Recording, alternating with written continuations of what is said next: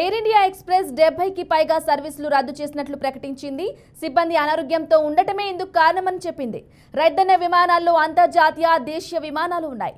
దీంతో ఉన్న సర్వీసులు ఆలస్యంగా నడిచినట్లు తెలిపింది. ఈ విషయంపై పూర్తి స్థాయిలో దర్యాప్తు చేయాలని పౌర విమానయాన అధికారులు యోచిస్తున్నట్లు సమాచారం.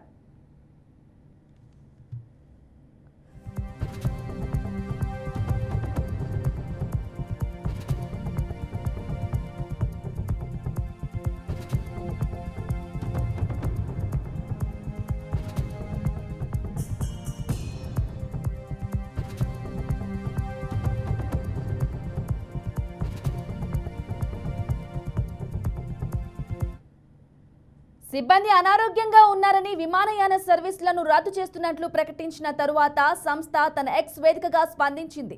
క్యాబిన్ సిబ్బందిలోని ఒక విభాగానికి చెందిన ఉద్యోగులు చివరి నిమిషంలో ఏకకాలంలో అనారోగ్యానికి గురైనట్లు తెలిపారు.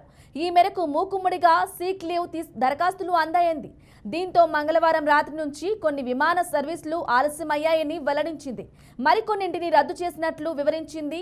ఈ ఘటనకు గల కారణాలను అర్థం చేసుకోవటానికి తాము సిబ్బందితో మాట్లాడుతున్నట్లు చెప్పింది. ఊహించని పరిణామం వల్ల ప్రయాణికులకు అంతరాయం కలిగిస్తే క్షమాపణలు కోరుతున్నామని తెలిపింది. ఇకపై చేసే ప్రయాణాలకు సంబంధించి సదరు సర్వీస్ అందుబాటులో ఉందో లేదో సరిచూసుకోవాలని కోరుతున్నట్లు తెలిపింది.